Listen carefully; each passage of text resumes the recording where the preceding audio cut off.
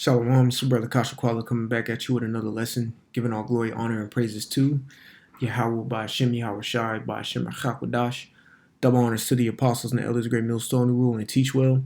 Peace, love, salutation to the elect 144 first fruit.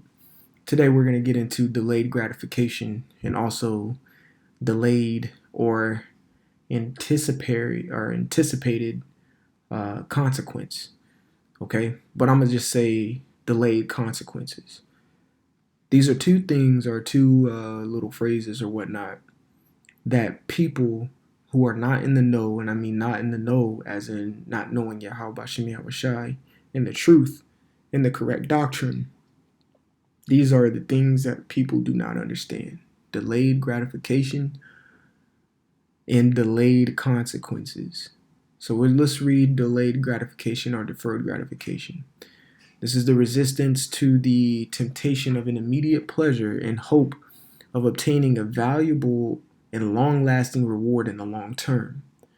Now, this is something we can apply to the truth and what we strive for in our everyday walk in the truth. Delayed gratification.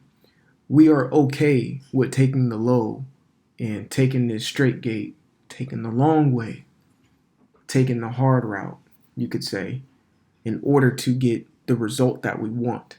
We are willing to be patient and wait for something so sweet because we know it's going to be so sweet. And we will go through anything to get there no matter how long it takes. This is what we understand as delayed gratification.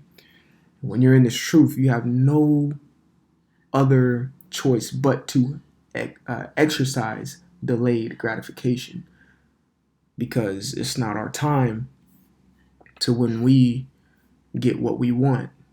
Okay? It's all up to the Lord. I'm going to bring out two precepts with that real quick. Understanding delayed gratification. All right. This is 2nd Ezra chapter 4. I want to say it's 5, to be honest. Yeah, 4. 2nd Ezra chapter 4 and 37, it says, by measure hath he measured the times, and by number hath he numbered the times, and he hath done not move nor stir them until the said measure be fulfilled. So there's certain times where things are going to transpire, and it's all on how the Lord said it, and he's not going to change it. So we have no other choice but to wait and understand fully what delayed gratification is. And let's link this script with one more, one of my favorite scripts in the book of Ecclesiasticus or Sirach, chapter 51, and it's the last verse. All right. It says what? Work your work betimes, meaning early. And in his time, he will give you your reward. So we work our work early, just like the scripts say. Just loosely paraphrasing, very loosely paraphrasing. Whenever an individual gets the truth, it's usually at a young age. Okay, so you come in at your early ages. So you work your early ages. That's B times. That's another example of B times as well. Okay. It says in his time, he will give you your reward, right? So in his time, when he deems it necessary to come back, to put a crown on your head, that's when you get your reward. It's a delayed gratification, all right? It says what? In other words, delayed gratification describes the process that the subject undergoes when the subject resists the temptation of an immediate reward in reference to a later reward. Exactly. So this world is what you can call the immediate reward, okay? You don't want to be in the truth. You don't want to, okay, well, cool. Get your fancy car quickly. Get your house nice and quickly. Get all the things you ever wanted in this life. But just know, in your next life, when the kingdom comes, you're not going to have it as good as when you had it in the world, man. Pretty much saying, I'll say all Israel's going to live good and comfortably in the kingdom. But that's why it says, the first shall be last and the last shall be first. Since you wanted your cake and eat it too, in this life, you're going to have to low-key sit on the sidelines and be ashamed in the kingdom. But with us, we are the last, okay? If I'm not mistaken, that's what the word apostle means. Sent forth last. We're last, okay? And we humbly sat down and took the low, like it says in one of the Gospels, the parable of when the individual took the low seat and got bid to the high seat. We took the low seat, the low stature, the contrite heart, in order to receive a greater reward. It's like an investment. Okay? So with that, let me get Luke chapter 19 and 13. And this is delayed example of delayed gratification. Luke 19 and 13. And he called his 10 servants and delivered them 10 pounds and said unto them, occupy till I come. Okay? So that occupation is a type of work, man. Until I come. Keep yourself occupied or busy until I come. So that's going through your temptations, laboring in this thing, understanding that a reward is set to come. You just don't know when. All right. That's why it says what? Resist the temptation. That goes into one of the words that I know one of the brothers in my camp, Officer Iraq, he loves to go into the word, temperance, which means a control over your lust or desires. Okay? When you go into the word desire, it means a love or a longing for. All right, so continuing, it says, occupy until I come. So that's a delay right there. All right. But his citizens hated him and sent a message after him saying, we will not have this man reign over us. Continuing, verse 15, and it came to pass that when he was returned having the kingdom, then he commanded these servants to be called unto him, to whom he had given the money, that he might know how much every man had gained by trading. Then came first, saying, Lord, thy pound hath gained 10 pounds. And he said unto him, well, thou good servant, because thou hast been faithful in a very little, have thou authority over 10 cities. There is the gratification. It was delayed at first. He said, occupy till I come. He didn't say what time he was coming back. It could have been any type of period of time. In our case, we don't know when the Lord's coming back. That's why I read 2nd Ezra 4 and 37. It's by measure. All right, these things are going to come.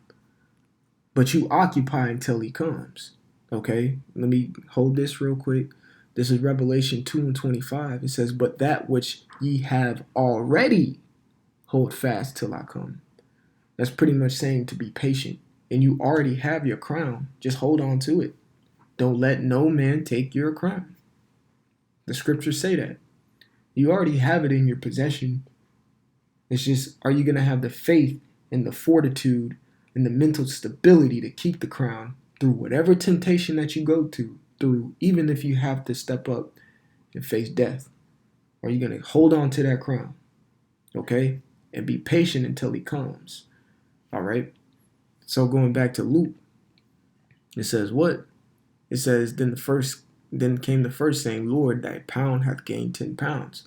So that first one who got the 10 pounds, or that money that was given to him, he endured the temptation and the temptation of an immediate reward that he could get. Instead, he held off and held his money a little longer, and that money multiplied. And then when the king came back, what? He was given 10 cities, even more than what his return would be from that money. It's the same thing in our case. The Lord has gave us some pounds. You go into the word pound, it's manah, which also can be a form of power. He gave us power that is within inside of us. Hold on to it, okay? And use it for the right reasons. All right, that power is wisdom, knowledge, and understanding. Use it for the correct reasons.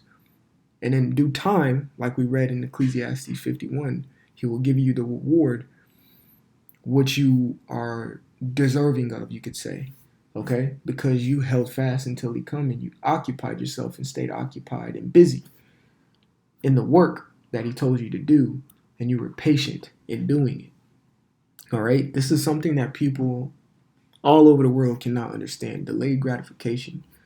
That's why Esau has made everything so convenient. That's why everybody has an issue with being patient. Patience is something that's going to get a lot of people killed when this time comes. You can't even go down the road. You sitting at a red light turned green for not even 1 second, someone's honking at you. Like, go, bro. Patience is something that's lacking in this entire society because everything has been given to them. They've been spoon fed. One of my coaches in high school would always say, don't be a bunch of silver spoon titty babies, meaning things just handed out to you and you don't want to work for it. And then be appreciative of the reward that you got from you working and putting your all into something. They don't understand delayed gratification. Delayed gratification is something my coach was trying to teach. And through the Spirit, that's what Yahweh Shai is teaching us. Delayed gratification. You just got to wait. But keep working. I guarantee you that reward you're going to get is going to be something that you can't even imagine. But all you got to do is Romans 12:1. This is your reasonable service. Give your body as a living sacrifice. Give up a Saturday. Give up 30 minutes out of your day to do a lesson. Give up an hour out of your day to read. Go link up with a bro. These are all reasonable things to do. Things that you should be loving to do. He gave you a work that you should love, a career that you love. And in turn, you doing that career, you're going to receive a reward. Okay, now let's get into anticipatory consequence or delayed consequence. Okay, I'm only going to read one thing out of here, and this is it. These two paragraphs right here. Okay, right here and right here. It says the next time a student does something inappropriate, experiment with saying, "Oh no, this is so sad. I'm going to have to do something about this, but not now, later." Try not to worry about it. It's fucking with their psyche, you see? That's kind of what the Lord did, all right? When you go into Isaiah, the first chapter, matter of fact, I'm just going to bring it up on the page. But when you go into Isaiah, the first chapter, he says, "Why should I have stricken you anymore? You will just revolt even more." So with that, the Lord practiced a delayed consequence. Okay, don't worry. Keep doing that. It's fine. Don't worry about it. I'll get you later. That's why one of my favorite precepts, I'm going to get this one, but one of my favorite precepts is Deuteronomy 32. Okay. Deuteronomy 32, going to verse 35. It says what? It says, "To me belongeth vengeance and recompense. Their foot shall slide in due time." I love that part. It says their foot shall slide. Oh yeah, they gonna slip. I'm just waiting on it. I'm just watching it. I ain't gonna immediately correct them anymore. Because when I do, they get stubborn and hard-headed and they start revolting against me and coming against. So fuck it. I'm gonna watch the patterns and I'm gonna let it accumulate and then I'm gonna correct that pattern harshly. But that's what he does to us in a sense. We're his students or his children, and he's telling us, okay, you did something bad, but don't worry about it. Not now, but later. Just don't worry about it. So in turn, what does that do for us? We fear. We fuck up every single day. And we fear every single day. Like, damn, what is the Lord gonna do to me? So in that case, what do? We try to be on our best behavior. In a sense, delayed consequence is something we understand too.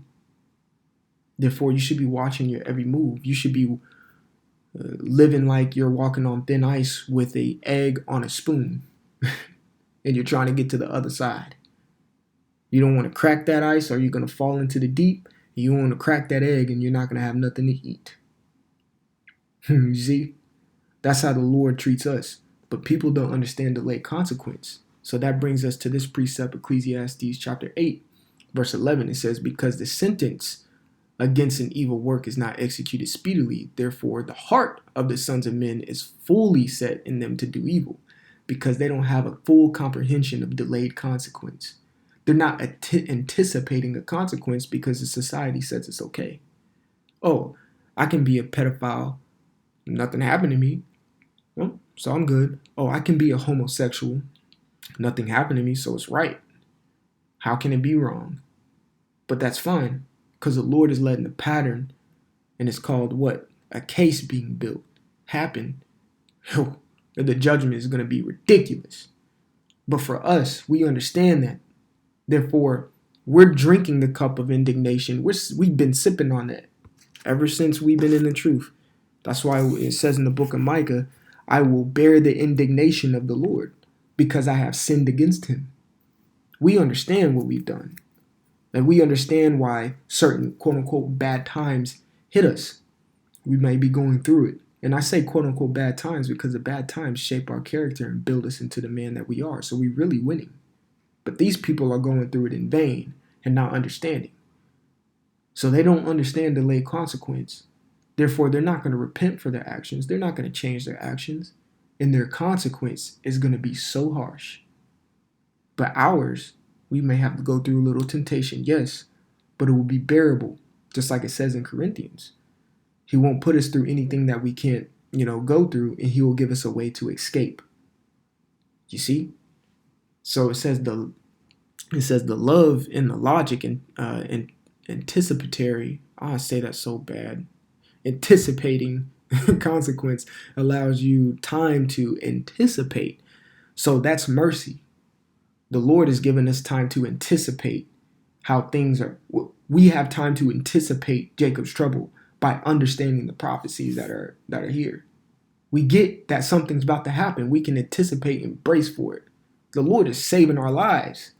Everybody's going to go through Jacob's trouble, but not everybody's going to anticipate it like we are. It says whose support you might need, how the child might try to react, and how to make sure that you can actually follow through with a logical consequence. This love and logic technique also allows the child to anticipate or worry about a wide array of possible consequences, which is what? Fear. Damn. We have scenarios that play in our head. That's why we fear the Lord, because of the things that we may have done in this life and in our past lives. So we anticipate a consequence, therefore we try to be on our best behavior. We understand delayed consequences. It's a blessing to understand delayed consequences. It's a blessing to understand delayed gratification too. Okay? These are things that if we didn't understand, we'd be through. We'd be just like these 2/3 out here. Impatient as hell, mad at everything, and doing what the hell we want, thinking nothing's going to happen. And in turn, you're really screwed. You see?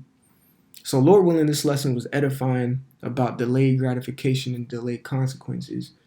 And I want to give all glory, honor, and praises to Yahweh Ba'Shem Yahweh Shai Ba'Shem Rachakodash.